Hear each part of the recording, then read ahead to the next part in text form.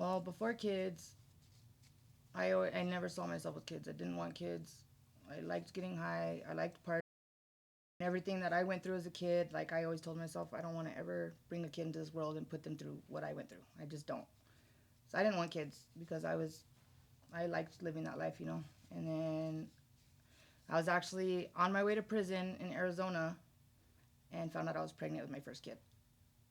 And I was in prison. I couldn't go get an abortion, or I couldn't go. There was no. I didn't have no options except for, great, I'm having a baby in prison. Like I was stuck. There's nothing I could do about it. I did not want kids. And then by like a technicality, God, whatever you want to call it, I think it was God. It was like a blessing, you know, because I was in another state with nobody to come pick up my baby. I ended up getting released right before she was born. So I came back to New Mexico with multiple warrants because I got arrested in Phoenix for fugitive, whatever, because I was on bond in Albuquerque. And then I rented a motel in Phoenix. So that's why I got arrested originally and ended up going to prison. So when I got out, when they released me and dropped me off downtown Phoenix, I came back to Albuquerque with like multiple warrants and like 24 failure to appears. So I knew I was going back, but I was like, as long as I could have this baby and then go back, that's good. That's good with me, you know. And I actually prayed about it before when I was in prison. Oh God, just get me back to New Mexico. That's all I ask, so my mom could take my baby, you know. And then when she was born, it was like, man, everything in me changed. That was the start of like my whole life changing. My heart, my way, everything was her.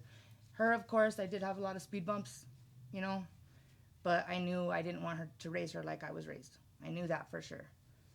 And then I actually did a good stretch, like 4 or 5 years, real good, clean, you know, did it, or, wait. So she went, I had her, and at 4 or 5 weeks old, I went back. Albuquerque, New Mexico picked me up, and I did 3 years. So I got out, she was 3 years old. And I did real good for a while, for a few years, 4 or 5, 6 years maybe, if you count the time I was in prison. And I moved back to Alamogordo, was married, and I was doing good, real good. I had my second baby, you know, and I was sober, doing everything, working, wifing it, momming it, and then my husband passed away. So I nosedived after that. But within 5 months, I was back in prison. So, but I still was different. Like I was like before, I was like, yeah, I'll be in prison, I'll be out of prison, I don't care. Like that's just what's ahead of me. But when I went back to prison after my husband died, I was like, oh my God, like the guilt and like everything was just like, I shouldn't be here. My kids have nobody right now, and they're out there all alone. You know, like they lost their mom and their dad. But then I got out, and since I got out that time, I've been doing really good since. And I have another baby now. Now I have a little boy. So my kids, I have an 11, an 8, and a 3-year-old. Two girls are my oldest, and a son. True is my oldest.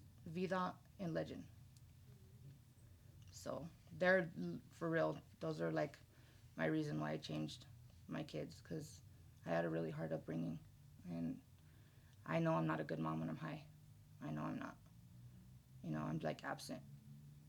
So they're my motivation. They're what keep me strong. They save me, I think, more than I save them. You know, and they don't even know it.